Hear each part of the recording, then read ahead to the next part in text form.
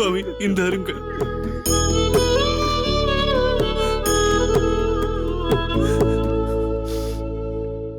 ஹே பிரபு, தங்களின் வருகைக்காகத்தான் காத்திருந்தேன். அரங்கனிடம் தெரிவித்தேன். 8 நாட்களாக காத்திருக்கிறேன்.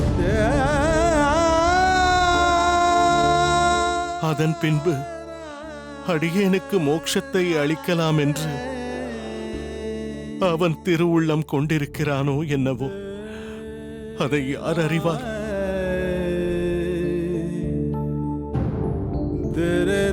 எட்டு நாட்கள் முடிந்தும் விட்டது. நம்மாழ்வாரால் பெரிதும் உகந்து அடியேனின் பிதாமகரும் ஆச்சாரிய பூஷணமான நாதமுனி யோகீஸ்வரருக்கு அளிக்கப்பட்ட பவிஷ்யதாச்சாரியரான தாங்கள் இந்த கடையேனிடம் தங்கள் கருணை ஒன்றினாலேயே இத்தனை காலம் எழுந்தருளியிருந்தீர்கள்.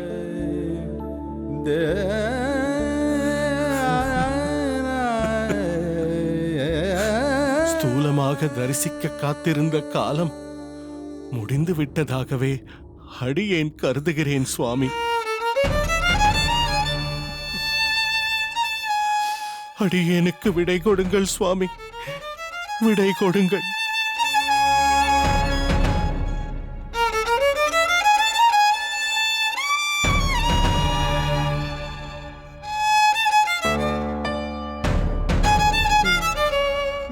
திருக்கோஷ்டி நம்பி, இந்த பவிஷ்யதாச்சாரியர் விக்கிரகத்தை நித்தியமும் ஆராதித்து வர வேண்டியது இனி உன் கடமை. இவர் பிரத்யக்ஷமாக உனக்கு தரிசனம் தரப்போகிறவர். பிற்கால ஆச்சாரியர் இவரே, அதில் எந்த சந்தேகமும் இல்லை. தகுந்த ஒருவருக்கு தகுந்த நேரத்தில் தாமதிக்காமல் உயர்ந்த விஷயத்தை போதிப்பது மிக மிக அவசியம். இப்போது பெரிய நம்பிகளோடு வரும் ராமானுஜனுக்கு தகுந்த நேரத்தில் யாம் உனக்கு அருளிச் செய்த ரகசியார்த்தங்களை எல்லாம் நீதான் அருளிச் செய்ய வேண்டும். அவர் திருநாமத்தாலேயே இந்த சம்பிரதாயம் சுடர்விட்டு பிரகாசிக்கப் போகிறது. பொலிக பொலிக சப்தத்தின் பொருளான அம்மகானால் அனைவருக்கும் ஒரு சம்பந்தம் கிடைக்கப் போகிறது. அதனால் ஏற்றமும் ஏற்படப் போகிறது. அரையரே, வரரங்கா, உன் கைகளை அலங்காரம் செய்து கொண்டிருக்கும் மணக்கால் நம்பி சுவாமிகள் அளித்த பாத ரட்சைகளை அடியேனிடம் எழுந்தருளச் செய்.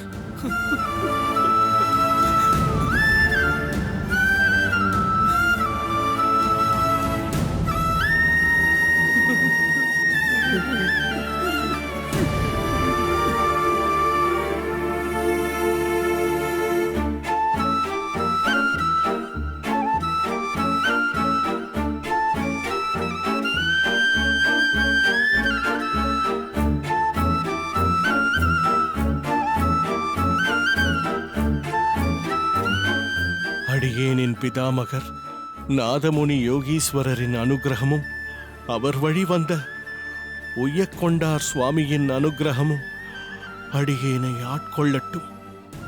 ஜன்மம் வீணே கழியாமல் எம்பெருமானுக்கு அடிமை செய் என்று உபதேசித்து இந்த கடையேனுக்கும் ஒரு நற்பேறு அளித்தவர் அடியேனின் ஆச்சாரியர் மணக்கால் நம்பி சுவாமிகள். அவர் அடியேனுக்கு அளித்த இந்த திவ்ய பாதுகைகள் எம்பெருமானின் பரமபதத்திற்கு அழைத்துச் செல்ல அடியேனுக்கு வழி காட்டட்டும்.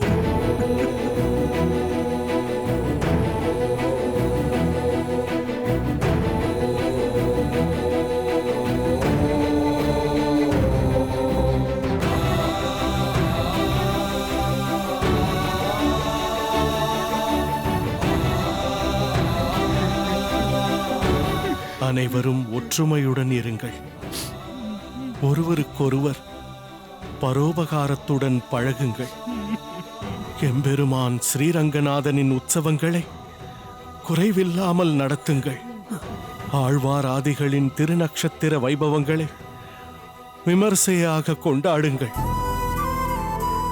அடியேன் இப்போது சேவிக்கும் பாசுரத்தை அடியேனோடு சேர்ந்து நீங்களும் சேவியுங்கள்.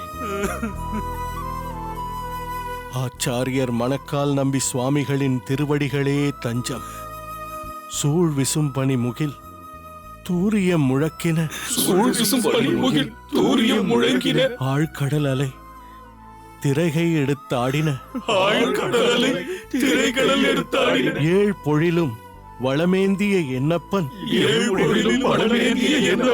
வாழ்புகழ் நாரணன் தமரை கண்டுகந்தே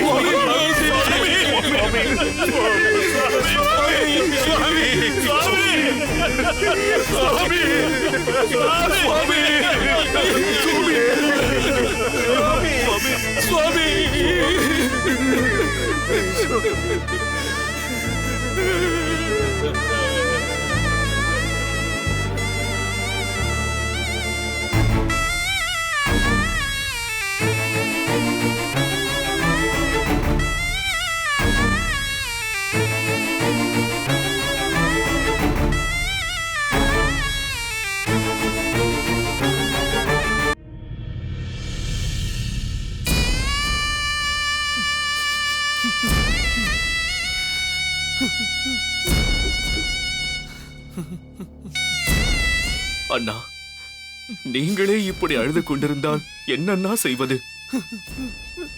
நீங்கள்தான் மற்றவர்களுக்கு தைரியம் சொல்ல வேண்டும். நீங்களே இடிந்து விட்டால் நாங்கள் என்ன செய்வோம்? சற்று முன் நீங்கள் தானே எல்லோரையும் சமாதானப்படுத்தினீர்கள். இப்பொழுது யாரை தேற்றுவதென்றே எனக்கு தெரியவில்லை. அங்கு அம்மா தாழ முடியாத துயரத்தில் இருக்கிறார்கள். அவர்களுக்கு துணையாக மன்னியையும் வேதநாயகியையும் இருக்க சொல்லி இருக்கிறேன். பிள்ளைக்கரசுவும் சொட்டை நம்பியும் ஆச்சாரியார் பரமபதம் அடைந்து விட்டார் என்று கேள்விப்பட்டதிலிருந்தே அவரை பார்க்க வருவதற்கே பயப்படுகின்றனர். அவரை பார்த்தால் அழுகை பீரிட்டு வெடித்துவிடும் என்று அங்கிருந்தபடியே அழுது கொண்டிருக்கிறார்கள். நீங்களோ இப்படி இருக்கிறீர்கள்.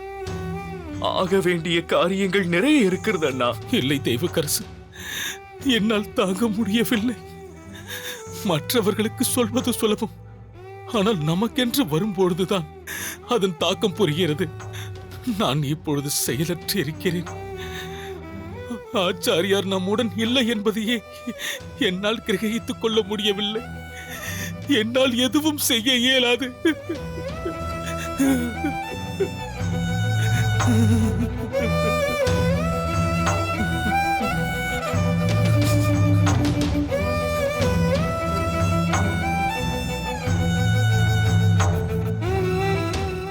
என்ன அறையடே இது? அடியேன் ஸ்தம்பித்து போய் வியாகுலப்பட்டு விசனப்பட்டு இருந்த பொழுது அடியேனுக்கு தைரியம் சொல்லிவிட்டு இப்பொழுது நீங்கள் உடைந்து போய் நிற்கிறீர்களே.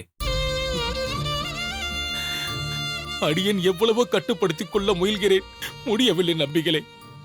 ஒரு நாளா 2 நாளா சிறு வயதிலிருந்தே அவருடன் வாழ்ந்திருக்கிறேன். ஒவ்வொரு நிகழ்வுகளையும் நினைக்கும் பொழுது அவர் இல்லாமல் அடியேன் சூன்யமாகிவிட்டதாக உணர்கிறேன். உங்கள் வருத்தம், வேதனை, வலி எல்லாமே அடியேனுக்கு புரிகிறது. ஆச்சாரியரின் பூர்வாசிரம புத்திரன் என்ற முறையில் நீங்கள் தானே மூத்தவர். நீங்கள் தானே முன்னிருந்து நடக்க வேண்டியவற்றை கவனிக்க வேண்டும். தயவு செய்து மனதை தேற்றிக் கொள்ளுங்கள் சுவாமி. இப்போது நாம் ஒரு முக்கியமான கட்டத்தில் இருக்கிறோம். ஆச்சாரியரை திருப்பள்ளிப்படுத்துவதற்கான ஏற்பாட்டை செய்ய வேண்டுமே. ராமானுஜனை அழைத்து வர காஞ்சியம்பதிக்கு சென்ற பெரிய நம்பி சுவாமிகள் இன்னும் வரவில்லையே. அவர் இல்லாமல் எப்படி? இல்லை தெய்வக்கரசு நம்பிகளே, அவர் வருவதற்காக காத்திருக்க வேண்டாம். அவர் ராமானுஜரை சந்தித்தாரா, எப்பொழுது வருவார் என்ற தகவலும் இல்லை. இனி இங்கிருந்து ஒருவரை அனுப்பி அவரை அழைத்து வருவது என்பதும் நடைமுறையில் சாத்தியமற்றது. ஏனென்றால் இங்கு நேரமாகிக் கொண்டிருக்கிறது. மேலும் காலதாமதம் செய்வதும் சரியல்ல. ஆச்சாரியாருக்கு செய்ய வேண்டிய சடங்குகளை துவங்குவதே நல்லது. ஆச்சாரியரை எங்கு ஏலச் செய்வதாக தீர்மானித்திருக்கிறீர்கள்? அவருக்கு பிடித்த இடம் கொள்ளிடத்தின் அருகே உள்ள திருக்கருமன் துறை. அவர் பாஷ்யம் எழுதுவதற்காக அந்த இடத்தை நாம் தேர்ந்தெடுத்து வைத்திருந்தோம். ஆனால் அன்றைய சூழ்நிலை தனக்கென்று ஒரு இடம் வேண்டாம் என்று ஆச்சாரியார் சொல்லிவிட்டார். என்னமோ தெரியவில்லை, தன்னை திருப்பள்ளிப்படுத்துவதற்காக அந்த இடத்தை தேர்ந்தெடுத்திருக்கிறார் போலிருக்கிறது. அதனால் அந்த இடம்தான் சரியாக இருக்கும். நீங்கள் என்ன நினைக்கிறீர்கள் அரையரே? அதுதான் சரியான இடம் என்று அடியேனும் எண்ணுகிறேன். சரி, வாருங்கள், ஆக வேண்டிய காரியத்தை பார்க்கலாம்.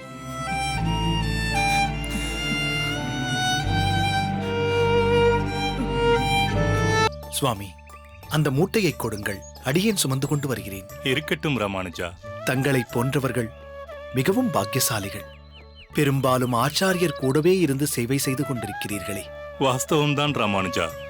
அதேபோல் உனக்கும் என்று ஆச்சாரியர் தரிசனம் கிட்டிய பின் ஆச்சாரியருக்கு உகப்பான ஒரு சேவையை நீயும் செய்யத்தானே போகிறாய். அடியேனின் உள்ளம் பூரிப்பை அடைந்துள்ளது. மனோ, வாக்கு மற்றும் சரீரத்தால் ஆச்சாரியர் சேவை செய்யும் பாக்கியம் கிடைத்துவிட்டால் அடியேன் பிறந்த பயனை அடைந்து விடுவேன்.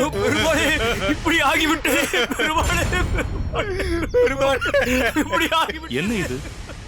இவர்கள் ஏன் இப்படி கதறிக்கொண்டு வருகிறார்கள்?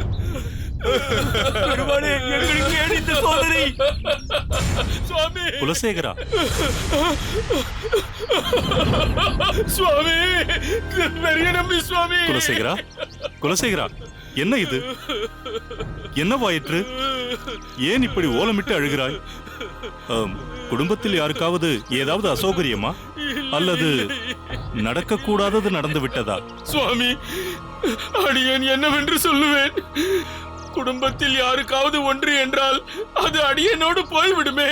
ஆனால் ஒட்டுமொத்த வைஷ்ணவ குடும்பத்தாருக்கு, ஏன் இந்த வையத்திற்கே சொந்தமானவரின் பேரிழப்பாயிற்றே.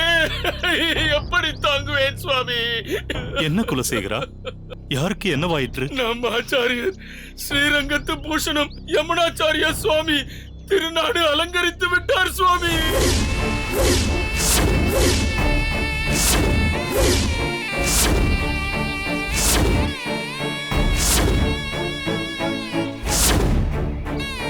நம்மை எல்லாம் விட்டு விட்டு போய்விட்டார் சுவாமி. நம் வைஷ்ணவ சமுதாயத்தையே மீளா துயரில் ஆழ்த்தி விட்டார் சுவாமி. என்ன சொல்கிறாய் குலசேகரா? அடியேன் ஸ்ரீரங்கத்திலிருந்து புறப்பட்ட போது ஆச்சாரியர் நன்றாகத்தானே இருந்தார். நன்றாகத்தான் இருந்தார். இன்று காலை கோயில் தரிசனத்திற்கு சென்று அரங்கனையும் சேவித்தார். ஆனால் திரும்பி வரும்போது மயக்கமுற்று சரிந்திருக்கிறார். பிறகு மடத்து திருமாளிகைக்கு வந்ததும் சொற்ப கால அவகாசத்தில் வைகுண்ட திருநாடு எழுதி விட்டார் சுவாமி.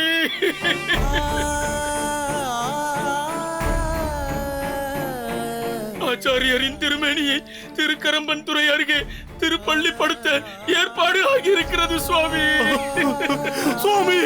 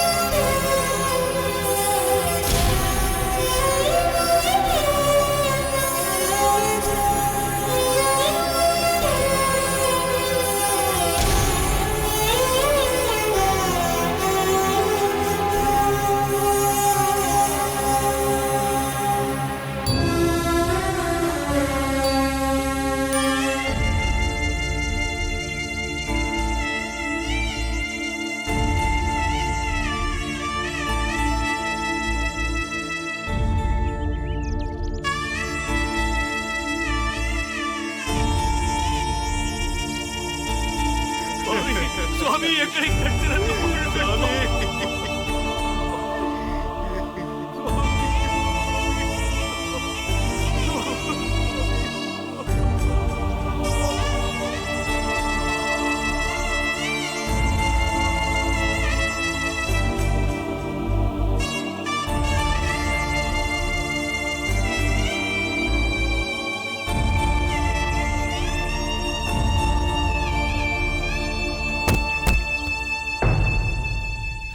சுவாமி.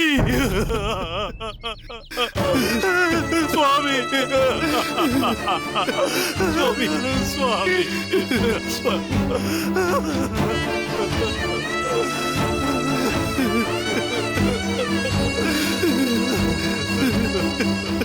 சுவாமி சுவாமி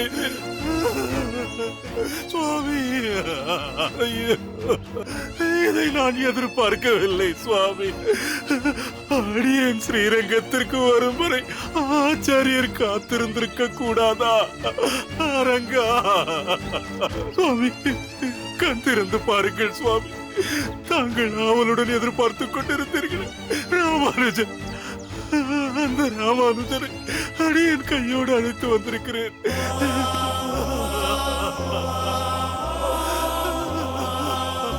திருக்கண் விழித்து பாருங்கள் சுவாமி.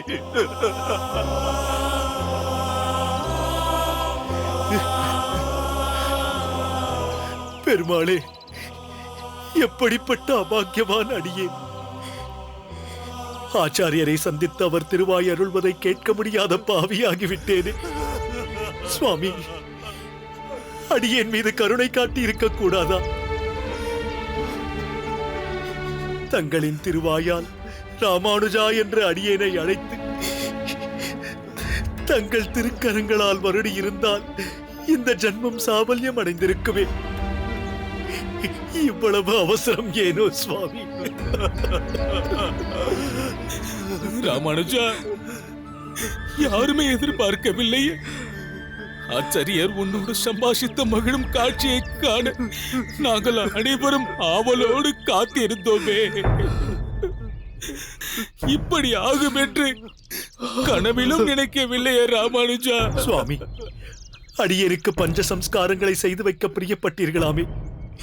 உங்கள் ராமானுஜன் வந்திருக்கிறேன் சுவாமி. தங்கள் திருக்கரங்கள்.